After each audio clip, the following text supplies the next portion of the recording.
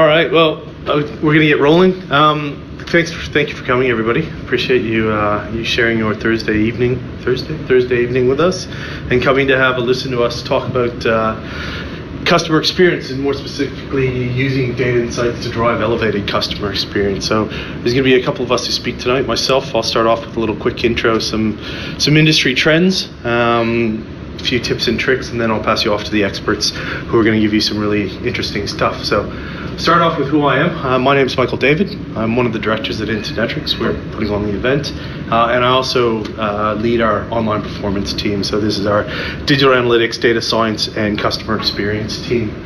And I'm going to start off by giving you a little bit of an overview around customer experience, what it is, and what it might differ from what you think it is. So customer experience comprises of three parts: customer journey, brand touch points interacted with, and the environments the customer experiences. So generally, when we talk about customer experience, what we think about is experience analytics, the measurement, so the key measurement pieces around it. And it also tends to meld or mesh in a little bit with traditional analytics as well. Whereas customer experience is actually that whole overarching experience the customers have with your brand, whether it's your digital ecosystem or campaigns and things like that. And then that's broken down into the two key areas, which are experience analytics and traditional analytics. So traditional analytics, we'd all know, that's your Google Analytics, that's your metrics and your dimensions, your ABCs, acquisition, behavior, and conversion, how people are getting to your website, your ones and zeros. Whereas experience analytics it's not quite new, but this is the way the industry is going, which is more qualitative data, your heat maps, your replay sessions, and even the offline stuff like customer focus groups and things like that. So the critical piece about customer experience these days is getting your organization to start working between the two of them. You want to use your how, which is traditional analytics. How are they getting to the site? How are they converting? And your why. Why are they leaving us? Why are they having a positive or negative experience? What else is happening in the industry is change, which is changed experience. A few years ago, we were always very concerned with pop-ups and retargeting and these sort of campaign tactics becoming creepy. How did you know I was just looking at this?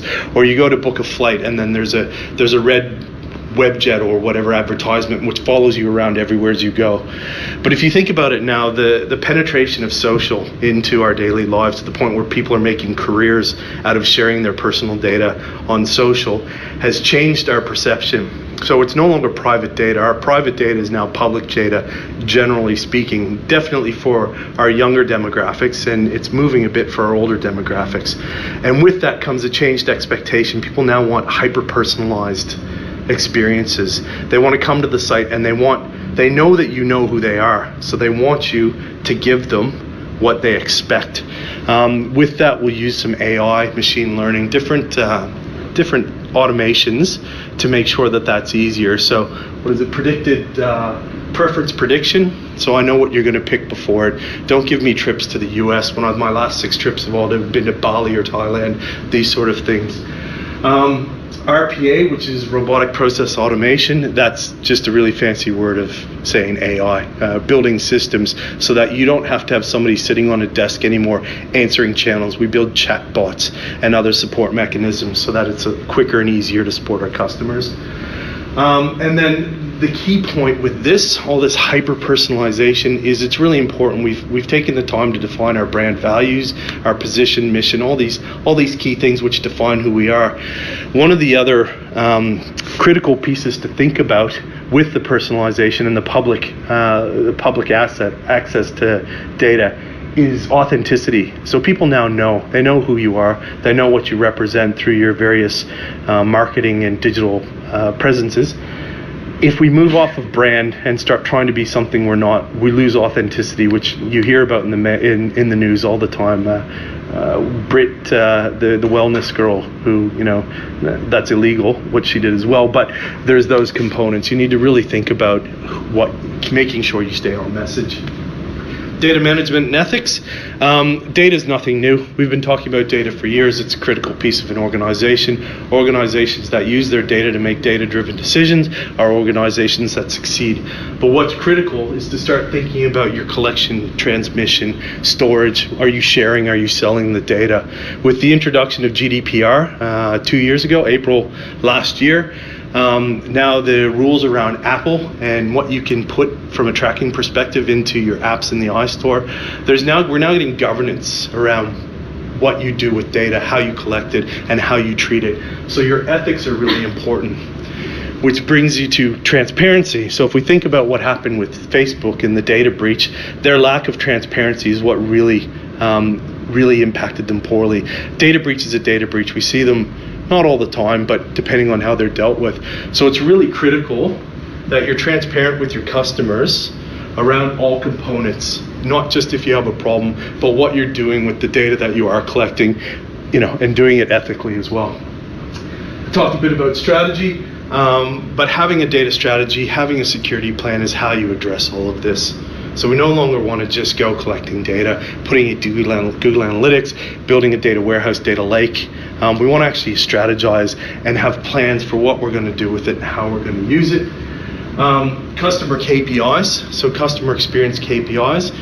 Instead of just looking at simple ones like an NPS, your Net Promoter Score, or just behavior or survey results, you want to start looking and thinking about more complex and building more complex KPIs specific to your customers. Your competitors will do it. If you're not doing it, they will start having a better understanding, because at the end of the day, that's what all of this is doing. Our experience analytics, our traditional analytics, is giving us a greater insight into who our customers are. And then I just wanted to have a little quick chat about omnichannel, because most of us are doing it. Omnichannel is difficult. It's a lot of different messages, a lot of different mediums, a lot of different ways of delivering those messages. The key is if you're struggling with that, identify your high ROI ones and focus on that.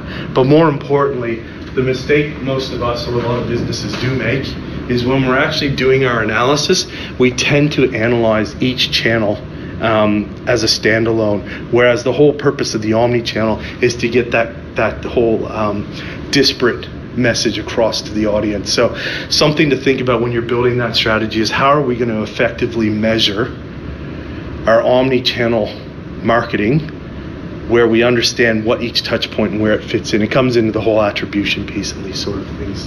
I'm not getting into great detail. These are just very high level stuff. I mentioned NPS before, your Net Promoter Score.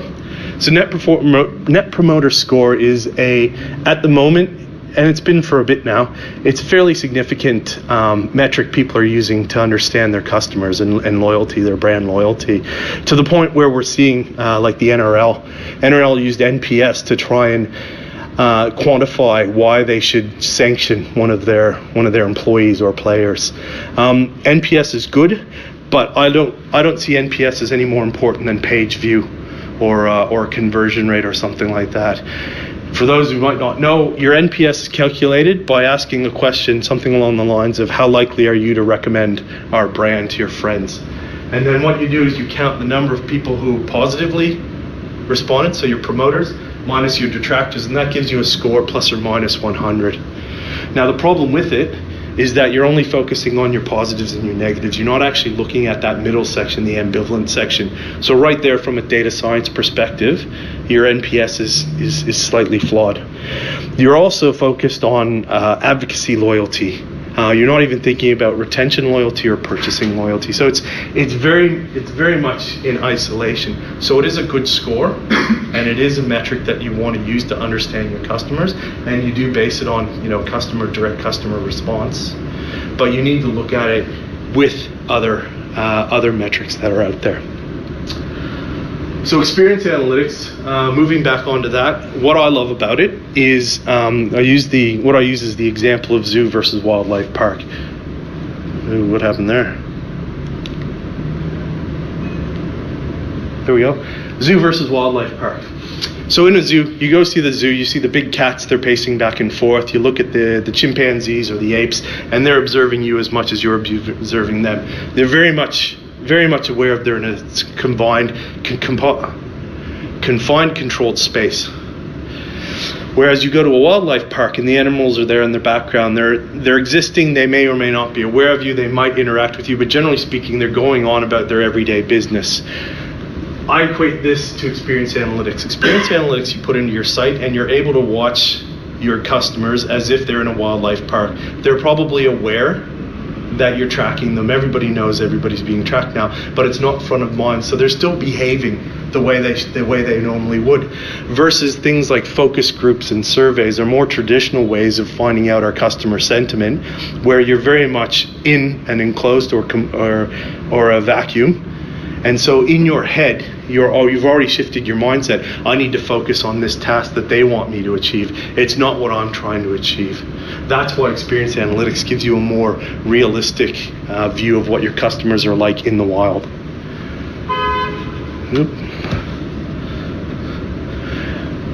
When you're doing your analysis, so when you're actually getting into your customer analysis, what you want to do is you want to get into the granular. This is where it's going to give you the little nuggets of gold.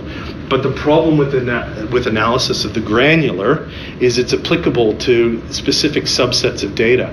Now, if you've got a customer segment that's got a high ARPU, then getting insights about how to really change them is great. But generally speaking, what you'll find insights which will apply to a subset, and then your job is then to expand that out, how it applies across your broader customer base. Now, there's techniques and tools for that, and I think these guys might talk a bit more on it. But the key is jump in, deep dive, find those little critical insights, and then your job is to figure out how to expand that out and express that out, how it applies to your broader customer base. And where I'll finish up is just a little bit of chat about our current situation from a regionality. I love Australia, but generally speaking, when it comes to tech and IT, we are a bit behind. US and UK sort of lead the way. So when it comes to experience analytics, we're still very much traditional. We're more in the surveys, the chats, voice of customer, and the focus group sort of thing. Whereas at the top end of town, we're seeing our largest customers are the ones who are now have mixed their experience analytics with the traditional analytics and are now combining that data into data warehouses and data lakes and getting insights that are allowing them to really increase their CLV, so their customer lifetime values, or their ARPUs, their average revenue per user. Having that understanding of the hows and the whys per customer is really driving that. But what's not happening, or is happening more slowly is what I should say, is the uptake from the small to medium to the smaller end of the larger businesses. What this provides is an opportunity. So it's an opportunity for all of us to stop, go back, reevaluate our data strategy, our customer experience strategy, change the mindset of the company so we're thinking about data, thinking about customer experience, reevaluate the tools we're using, and come up with a plan that's going to allow us to be a market leader, or at least move beyond our competitors in the space. I've talked to some people, and I know that people in similar industries are looking at solutions, but they're still not being widely adopted. It's still very much a conversation, and this is what we've seen the last few years. So my final note to you is know your difference between your experience and traditional. Continue to use your traditional, but understand how experience could fit into your digital strategy, your data strategy, your customer strategy, and how adopting it and making a company-wide initiative, so everybody's talking data, everybody's talking customers, is how you'll jump to the front. So that's it for me. Thank you. I'm going to now pass you along to Hadar. So what we'll do is we'll go through all of them, and then if there's questions at the end, we'll all come up and let you guys ask away.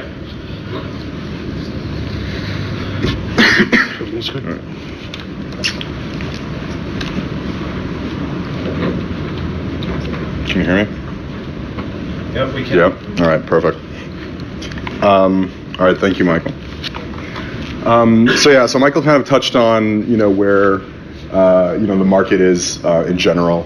And basically, I want to talk to you about Clicktale. My name's Hadar. I'm today partner enablement manager at Clicktale, but previously I was customer success manager. Like Michael said, sort of a Clicktale expert. Basically, at Clicktale, what we try to do is enable our customers to use and understand the data that they have to better optimize the customer experience for their own customers. Now, sorry, wait, there's this. Just kind of before we even get started, we have hundreds of customers worldwide, very large enterprise clients across many different industries, and this is just a select few of them. So you can see that, customer experience, it's not something that's just important for, say, retail or e-commerce. It's something that's used across industries. It's very important for, finance, dealing with their customers, and travel, booking flows and making sure those work. So this is just a select few of some of the companies that have they've been working with us for a while now and use Clicktale to help improve their customer experience. So getting a little bit into the kind of nitty gritty. That's not what I wanted. Keep going to the end. Yeah. Hold on. Okay. There we were. Yeah. Sorry about that. About what we do. So here's a small quote from VP of Customer Journeys at T-Mobile. If you notice on the previous slide, T-Mobile are also one of our customers, a very happy one as well. They've been working with us for a few years. And what he says is basically 80% of everything you put online doesn't work in the way you think it would. We guess wrong all the time, and we need to understand that. And that's really sort of one of the issues that we always face when when dealing with customer experience and when dealing with our customers online. When you're in a store, for example, you can get feedback basically from the customer. You understand, you can see where they're struggling. You can see where they might not understand something, where their experience might be frustrating, and you can respond immediately, but you can also take those measures and improve the experience and optimize the experience in store. Online, it's very different because we don't see what our customers are doing, and we basically need to understand, well, what's the experience they're going through when they go through my site, and how can I make that better? Right. So basically, what Clicktale does is exactly that. If we look at a lot of the traditional analytics tools that we're using and some of the stuff that Michael mentioned, things like Adobe Analytics, things like Google Analytics, they tend to show us what's happening. They'll show us that visitors, they're not making it from the second step of your checkout flow to the third step of your checkout flow, or they might show us that they are spending this much time on a page, like 5 seconds versus 10 seconds. But what they don't answer is the why. So we can see what's happening, sort of, vaguely. We don't understand why it's happening using those tools. And then, there's all sorts of ways we can figure it out. I mean, some people just guess. But, you have people who kind of, you can use A/B testing tool and try different, variations of your site and see what works, trial and error. You have tools like Voice of Customer where, the customer will fill out a survey and let what they think and what they don't think. But usually those don't tend to be people who go through a positive experience. They typically don't fill out the surveys. Even those who didn't go through a great experience, usually they'll just leave your site without filling out the survey. The surveys are typically those who are just the loudest, and it's not always the best way to understand what's happening. And a lot like Michael said about, getting that question of, will you recommend us to everyone else? Will you recommend us to your friends? Isn't necessarily the best measurement. And what Clicktale does is basically what we do is we take digital interactions. Effectively what we record is every mouse move, every keystroke, every second you're spending on the page, every second you're spending on different sections of the page. We have a variety of different metrics, and we collect all this data in a way that later we're basically able to present it back to you, process it and present it back to you in various forms that allow you to fully experience and understand what your visitors are seeing. Whether it's heat maps, where you can see, over a wide array of many different visits to your page, where visitors are focused more, be it with their mouse or their attention or their scroll reach. We have session replays, of course, so you can really follow a visitor's journey from the moment they land on your page, seeing exactly where their mouse is clicking, where they're typing, where they might be confused. And these are all things that really help us understand what, or more like understand the why things are happening. So, it's not just that we see, visitors are spending 5 seconds on a page, we wanted them to read more, but judging by visitor behavior, we can tell, well, are they even scrolling down in the first place? Are they even exposed to some of this content? Maybe they're not aware that the content is there. All sorts of things that you can only really know if you're sitting basically over your customer's shoulder and watching their screen. And that's what Clicktale effectively enables you to do. So, with that in mind, and when we think about how customer experience is very important, today a lot of using traditional analytics and not being able to see your visitor's experience puts us in a situation where basically, conversion is king, when in fact, conversion isn't the best representative of whether or not your site is healthy and whether or not your customers are satisfied. These two images kind of paint that picture, but I'd like to tell you guys a little bit two stories basically. The first story is what brought me here today, or how I got here today. So I work out of our office in Tel Aviv. I had to fly from Tel Aviv to Bangkok, then from Bangkok to Melbourne because I had a few meetings in Melbourne, then from Melbourne here to Sydney. But that's not the end of my journey. Tomorrow I'm flying up to Port Douglas to see the Great Barrier Reef because I'm already in Australia. And then I'm continuing from there to Honolulu and LA. So it's a very complicated journey, and then from LA back home. The way I booked it was I went to a travel website, searched, basically put in my journey, looked at a certain option, looked at its price, changed the dates around, changed, the order in which I flew around, looked at a different option. I did this about 5 times to look at 5 different options before I found the optimal one. And then what did I do next? I picked up the phone, I called our company's travel agent, and I booked a flight. Why? Because it's a business trip. I'm not going to pay for it out of my own pocket. Now, on that travel website, you have some poor analyst who's looking at the data, and what they see is a unique visitor who went through their booking flow 5 times and did not convert a single time. So they're panicking because something's terrible as far as they're concerned. As far as I'm concerned, I had a wonderful experience on that site, and next time I'm going to book a flight, I'm probably going to book it from the same travel site. And this is something where if they were following my experience, they'd see that there's no issues, that it went really quick. They might be even looking at, since they have, they can see it's a unique visitor, they might see that I just tried different options and I was basically just window shopping. And it wasn't any indicator that something was wrong in any way.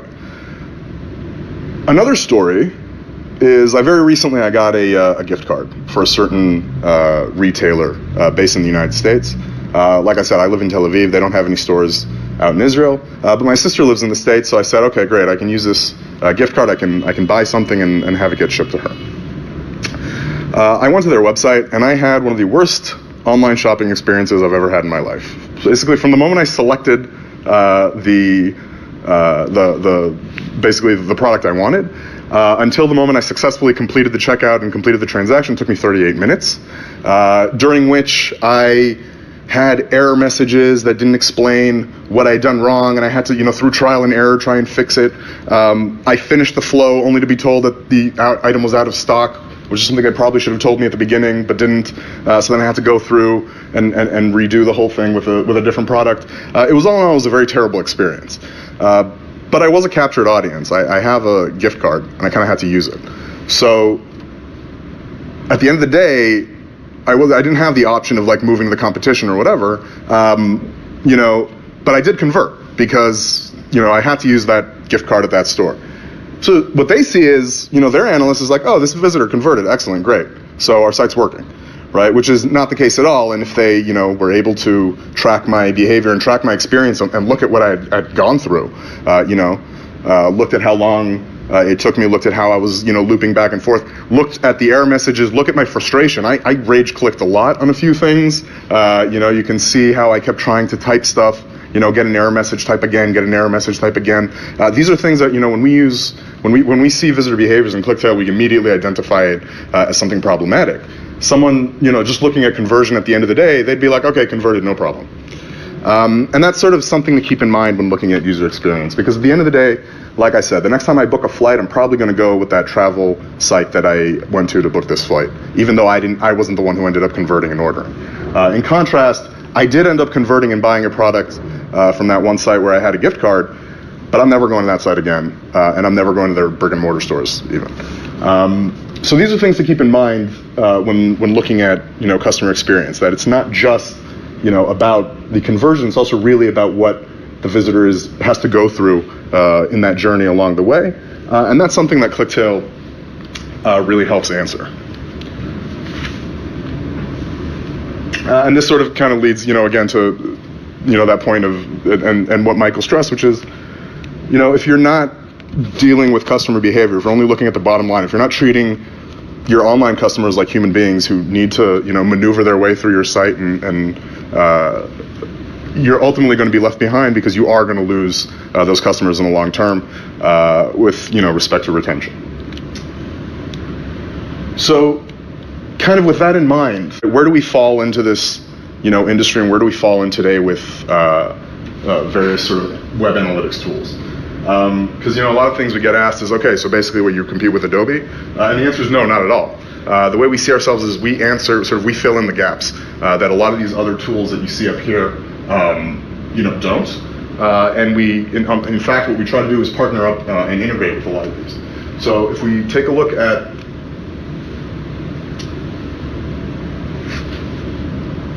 okay, this is a little more, the colors aren't going through 100% here, but basically, we will deal with things like, so, for example, as you can see, partnered with Adobe, and we integrate with both Google Analytics and Adobe Analytics in a way that, allows you to use whatever segmentation you're using here, but then not only see, again, the numbers and conversion and so on, but also, track the visitor's behavior, throughout, look at recordings of those segments and so on. We integrate with various multivariate testing tools, so Adobe Test and Target and Optimisely.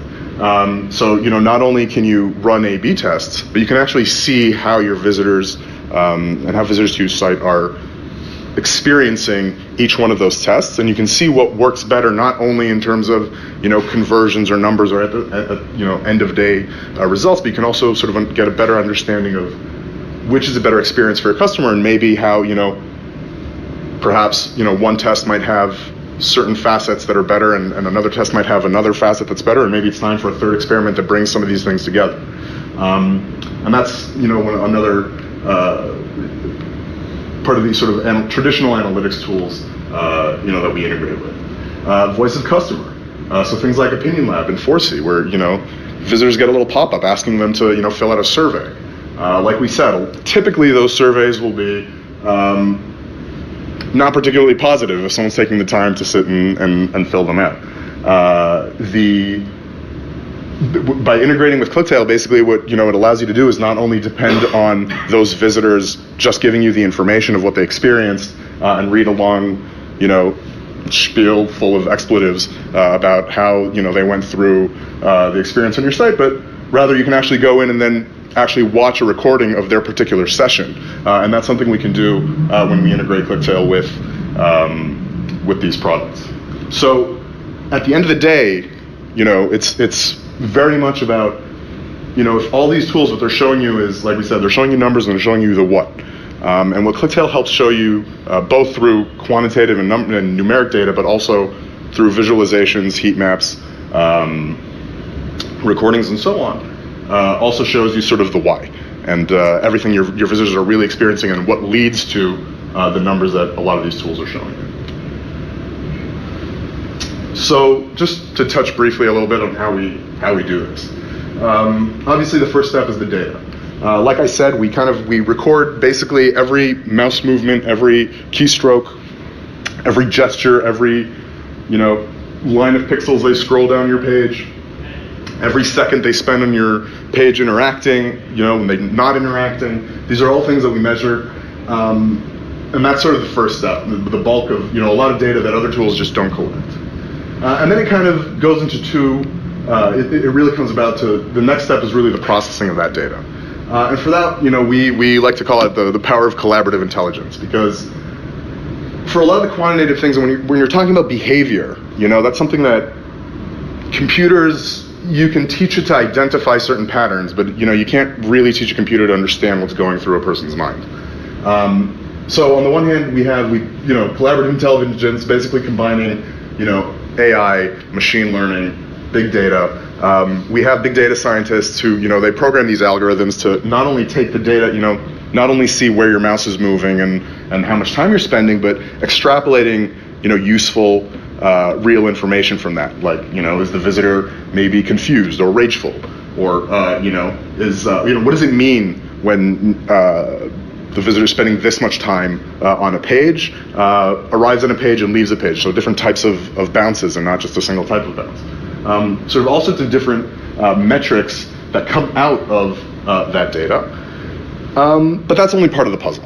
And then at the end of the day, human intelligence is also very critical. And that's why it's something that's sort of very important for us. There's in two ways.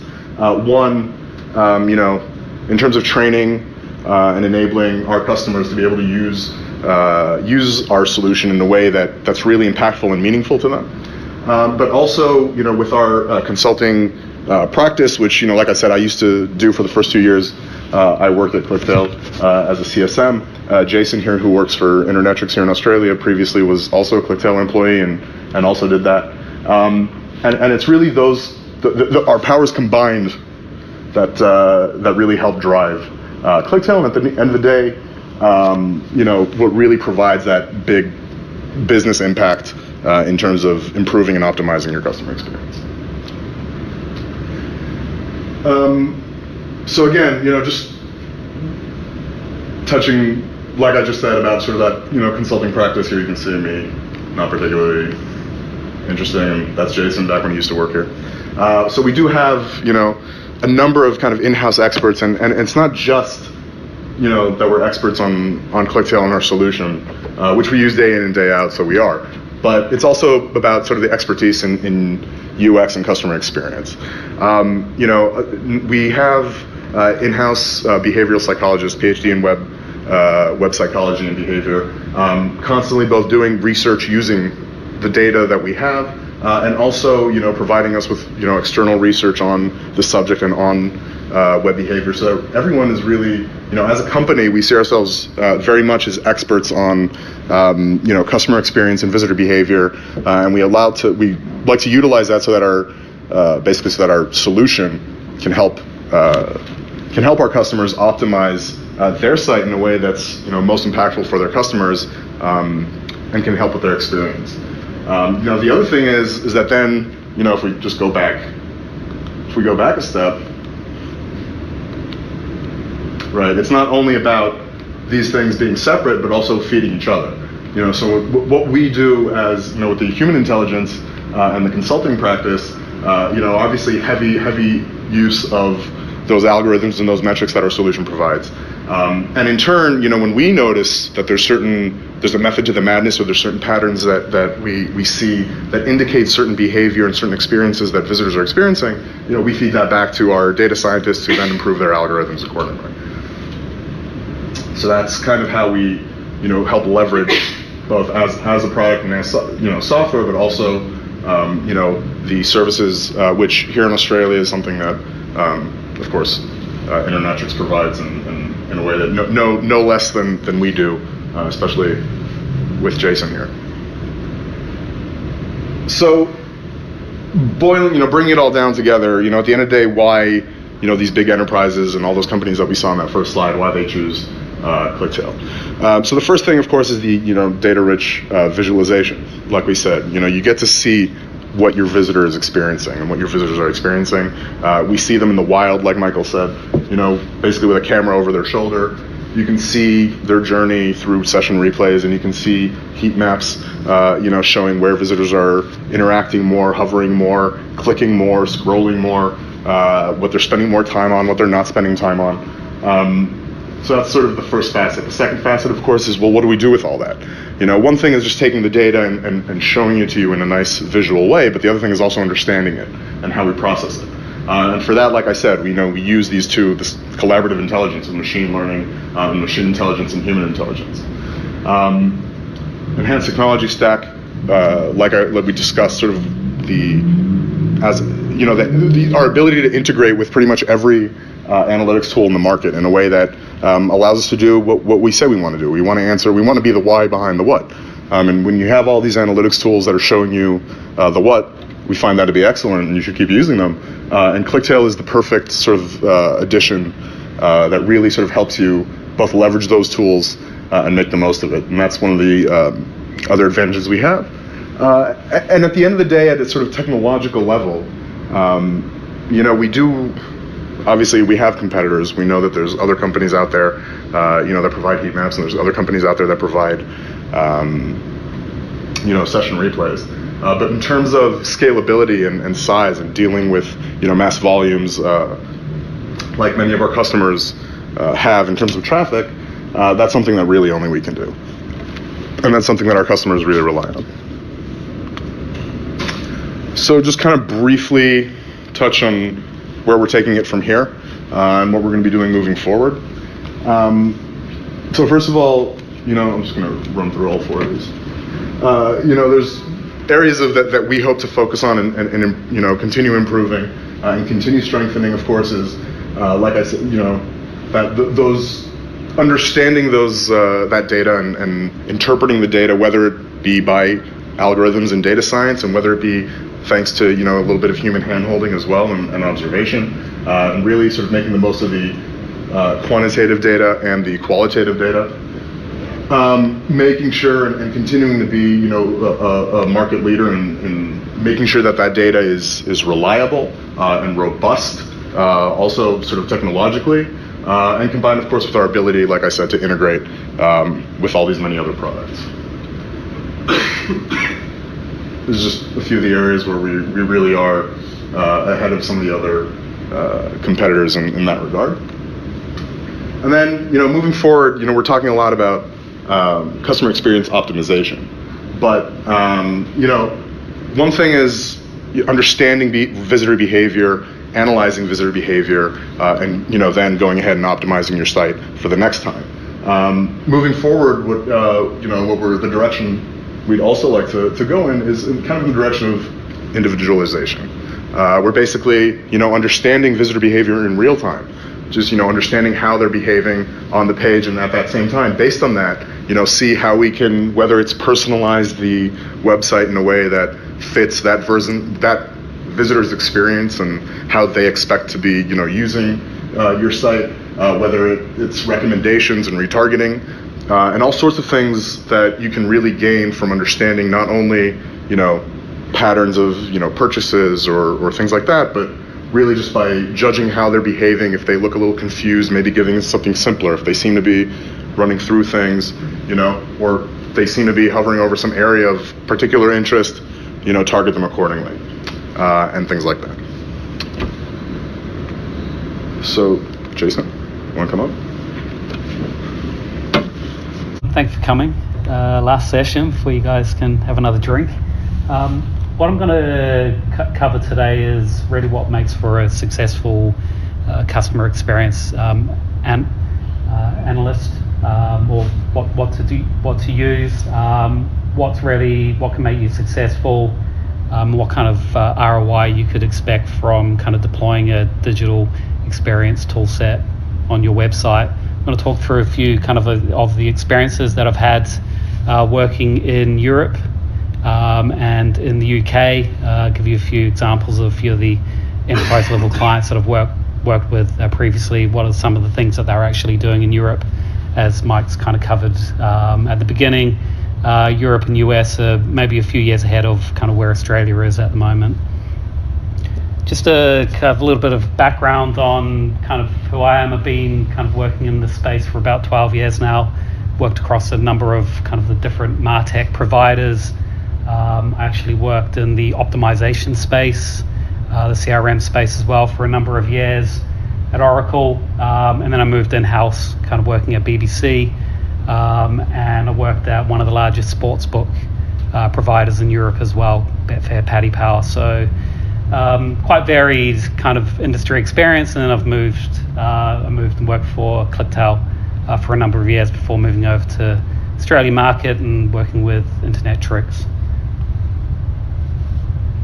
An interesting quote that I actually saw a couple of days ago that I thought I'd put in. eConsultancy ran a survey recently, 12,000 industry professionals.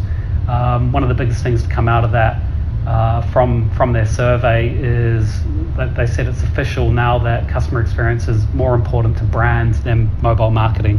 I know a few years ago, mobile marketing moving towards kind of mobile devices, having a responsive website, that was kind of really the key interaction point with your customers. Everyone's on their mobile, that's the first touch point. The industry really is moving kind of past that to kind of experience with a brand now. Overall, your website being kind of the first touch point for your brand, particularly before they maybe come into the bricks and mortar store itself. So getting that kind of first touch point and then subsequent touch points, right as Hadar was saying, he went through we went through a really good experience trying to book his flight, passed it off to a colleague to book on the work website, but he's had that good initial touch point, and now he's going to come back to that website in the future. So it's all about that experience that you're having with a brand online.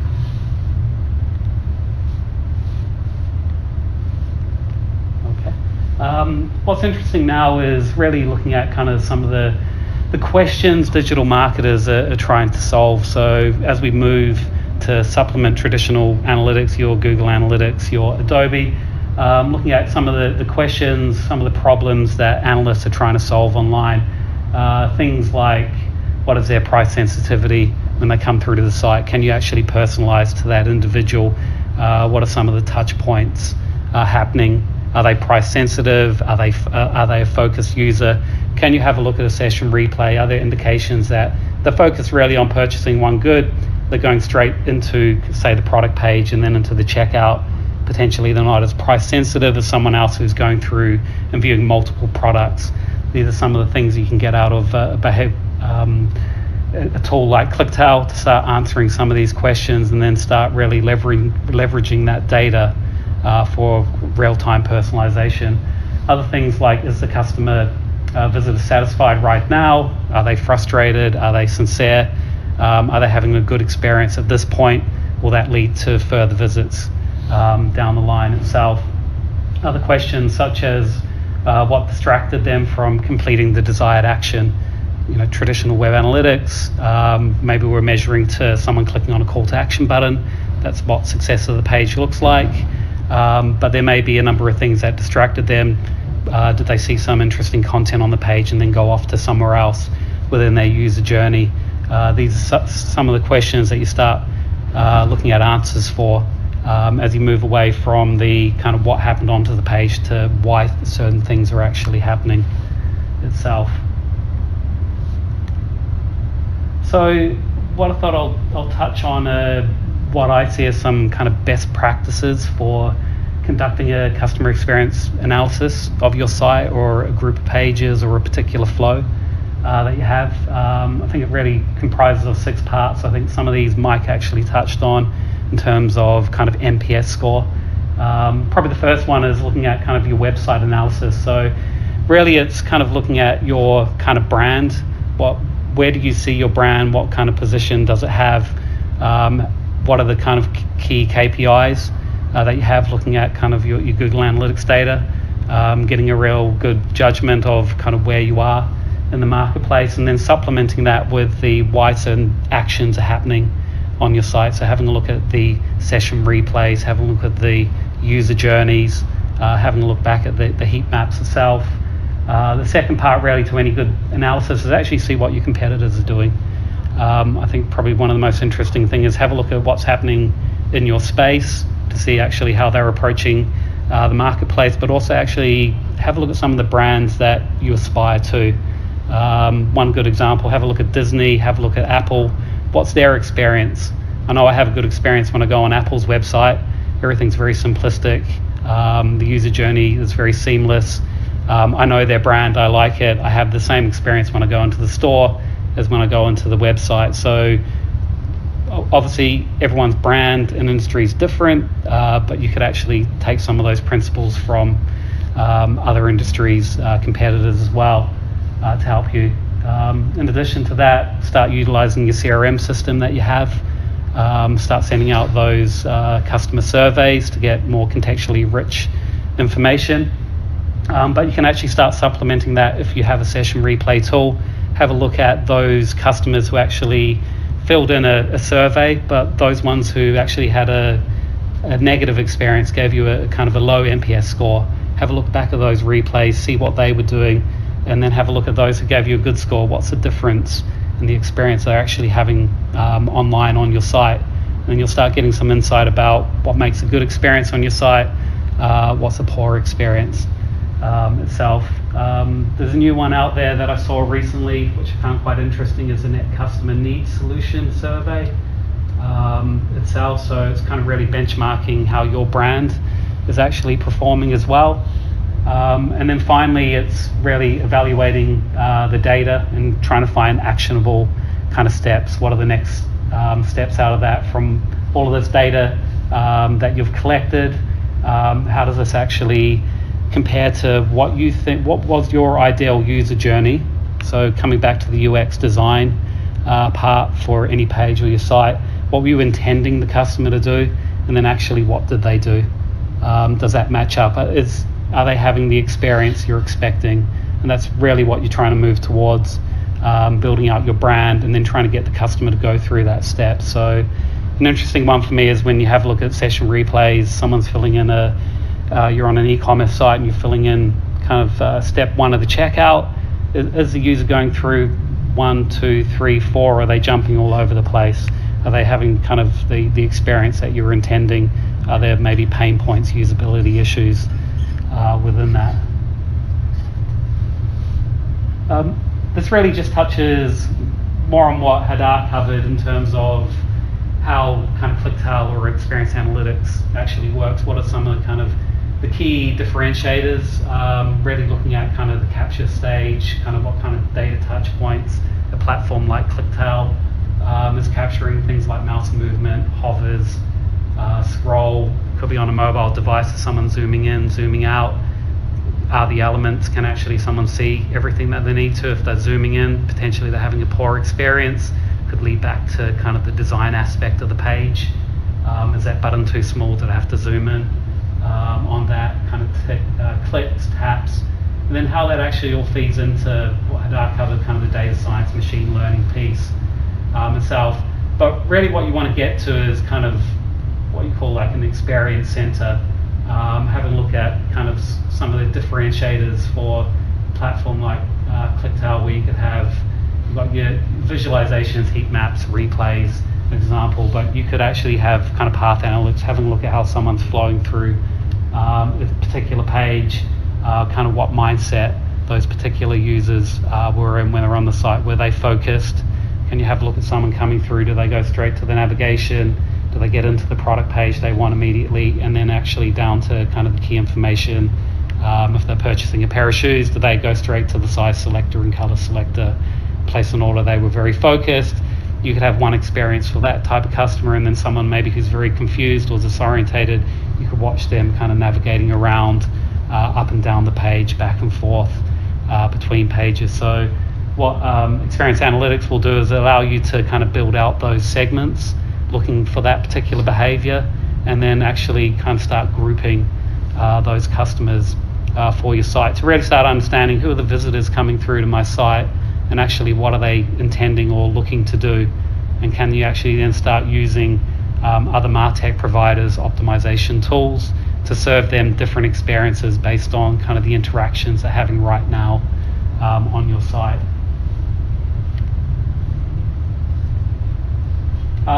And just before I, unfortunately can't see the couple of points at the top there, but before I just get into a few kind of examples of success that I've seen with clients, really just wanted to illustrate, you have a lot of different job titles. Everyone should be working towards customer experience within the company, be it someone who works in testing or marketing, someone who owns voice of customer, project managers, could be the analytics team, could be a merchandiser. Everyone should be kind of working towards the same goal of providing a seamless experience to your customers.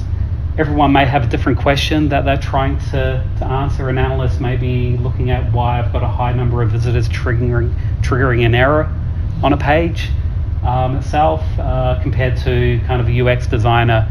Should that call to action be kind of above the page fold? Is it actually desired that a customer scrolls down the page to reveal more content? Is that a more engaged customer more likely to convert?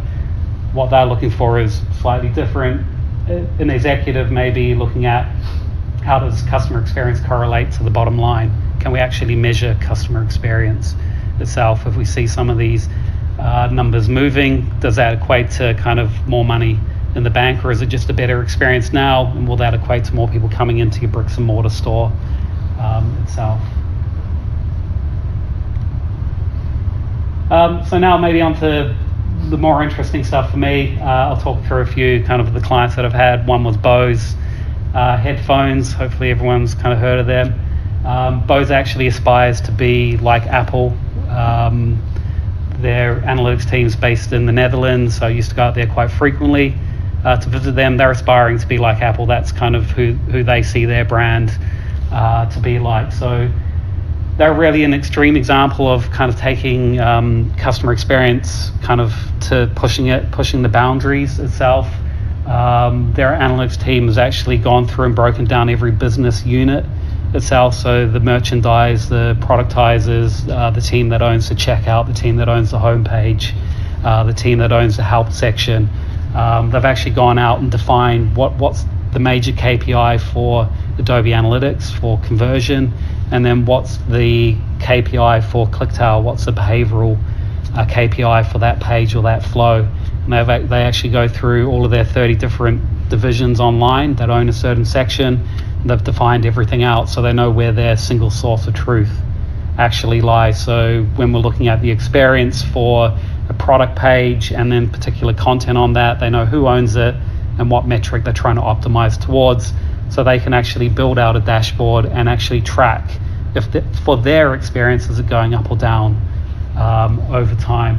So what they also do, which is really interesting, something to think about, they try to prioritize areas that they can optimize based on their development schedule.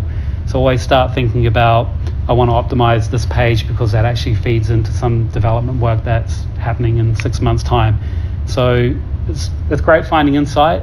Analysts love finding insight and passing it out, but whether or not you can kind of deploy that to live, if you have the resource internally, I found this great insight, please change this. 6 months later they may do it, but that might not be relevant now. So it's always kind of working in conjunction kind of with kind of the internal teams as well. Really important.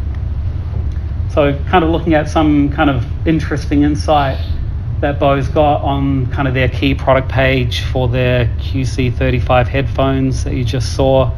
They're great. If you need a pair, I've got them. They are really good. They actually wanted to know what product features for this product when it came out are really going to drive conversion. So they really wanted to know, is someone going to interact with the copy that I put down for the battery life? Is battery life more important than voice enabled or Android enabled? Is it more important to talk about you can have clear calls? What's the ordering of this copy?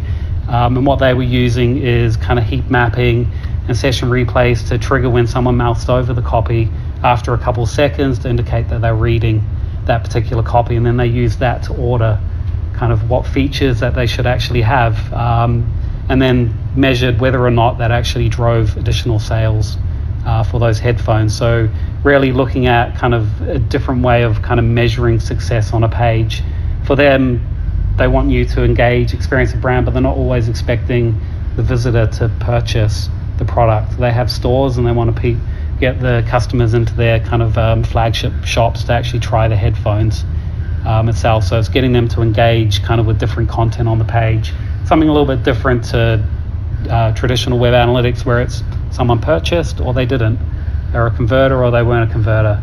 They're looking at what experience did the 97% who didn't purchase today, what experience do they have? Are they more likely to come back to the site, and then are they likely to go into store Also, one of the interesting things that kind of came out of that type of analysis is introducing kind of new features itself. So they had actually buy online, pick up in store.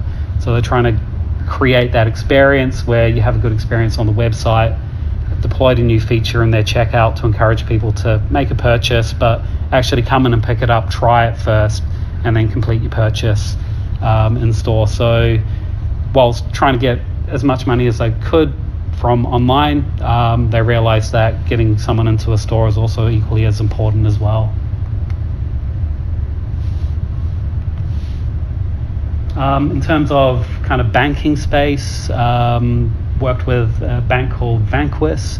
They're actually a credit card provider to people with bad credit. So someone that can't get a credit card from a traditional high street bank itself. So they're actually using kind of the capability, so as Hadar touched on, kind of you look at mouse movement, interaction, keystroke speed, or someone completing an application form.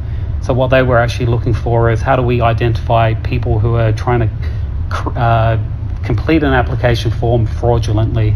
So it could be a bot on your site completing a form. Clicktale could pick up that someone's typing too quickly, someone's copying and pasting in to each individual field, and they were taking that data and actually improving their fraud detection to decline credit cards being sent out because based on the triggers of the events that they see happening in real time. So really interesting applications for kind of the software, not only looking for kind of problems and what experience someone's having online, but you could also use it for other applications, this type of data that's available. Additionally, they were doing some interesting testing on kind of design. So when someone comes through, most of their customers were filling out on a desktop what kind of content to show on the screen above the fold itself. You see on the right kind of what kind of marketing messaging should they have? Are people engaging with the copy that you can get a credit card even though you have bad credit? Are they reading that? Are they mousing over that copy on the heat maps? Do they see people engage with that? They refresh the site design. Should we actually show that you can complete the form in 2 minutes? Should we have use iconography, a little stopwatch on there? Are people engaging with that copy? And if someone mouses over that, do we see more people scrolling down the page and completing the form? So you can have some really interesting kind of applications around that. And then what they did is they took the insight from the heat maps and session replays, and then they actually A/B tested those. So you come up with your hypotheses for change, but then actually run the test, your control existing, and then run it against the variant. After they went through their kind of UX team, redesigned the page, and then they saw a good uplift in terms of conversion rate for that. So it's kind of taking the application of, I know what happened on the page, I have 5% of people completing application, I know what the other 95% are doing, what they're not doing, and then I can come up with some hypotheses now and then test those. Cool. Another brand you may have heard of, Virgin Atlantic, quite a big transatlantic kind of airline. Question? No? 5 minutes. Okay, thank you. So what they were actually doing, again, kind of on the creative UX side, they were looking to introduce some new transatlantic fares, so kind of breaking up their economy fare. So they have first class, business class, and economy. They wanted to introduce 3 different tiers of economy effectively. So one, you could fly from London to JFK in New York, no carry-on luggage, it will save you £50. I'm like, brilliant, long weekend. So they wanted to introduce that, and then wanted to actually see how customers are engaging with that kind of, how many kind of benefits of each tier should they have? Is it kind of 2 bullet points? Is it 5? What kind of icons should they use? Are people engaging with those itself? So using Clicktale and looking at kind of the replays around kind of how you can actually get people to engage with these new fares. How can you actually get them to progress rather than taking the cheapest one, take the kind of most expensive to impact kind of bottom line. You can run testing around, as kind of Mike covered, on kind of NPS score, so looking at kind of the chat itself. So when someone engages with chat, you could trigger events, so you can watch back session replays of actually what happened within that session. Why is someone actually engaging chat? Kind of the purpose being, how do we actually reduce the number of people using online chat, because there's a cost involved behind that. So putting numbers kind of behind that, having a look at kind of the experience after it's been resolved, have a look at the experience, what happened, and then create events to collate those. And then you could actually look at like-minded individuals and try and identify and solve problems before they happen. Virgin was trying to reduce the number of the head count effectively for their chat support. Can they move to a bot after resolving the issues? Finally, something a little bit closer to home, one of our clients here in Australia, Telstra, kind of what they're doing.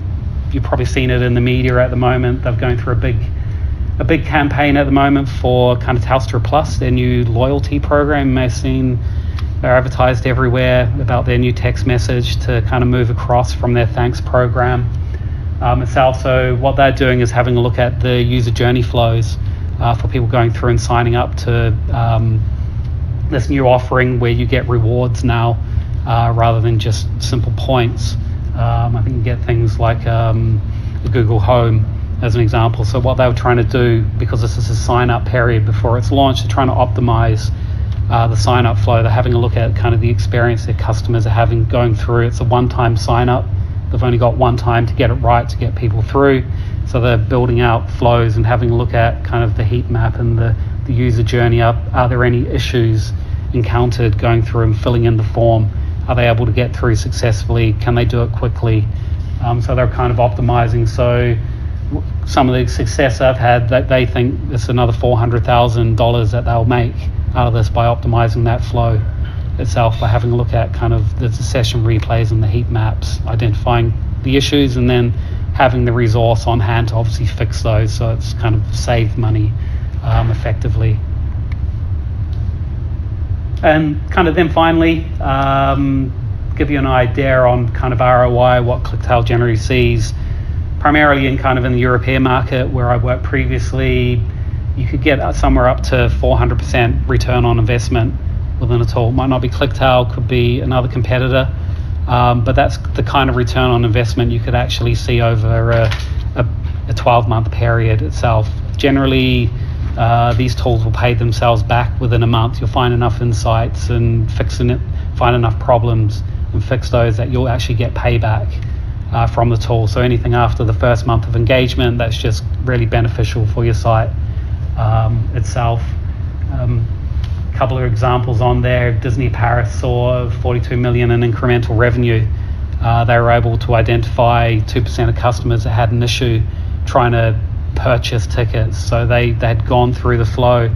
I really want to buy my ticket online before I go to Disney Paris, and then they had an unspecified error. So I'm trying to purchase, complete my order, no error message popped up, they couldn't fix it, and then they left. A tool like Clicktale you can create a bespoke event, fire that when that error happens, and then quantify how many people that error had occurred to, and then they pass that through to their dev team to fix. Something that traditional web analytics wouldn't have seen. In their Adobe Analytics, all they would have seen is a lot of failed transactions at the last step. So a lot of lost revenue. And that's all from me. At this point, you guys got any questions?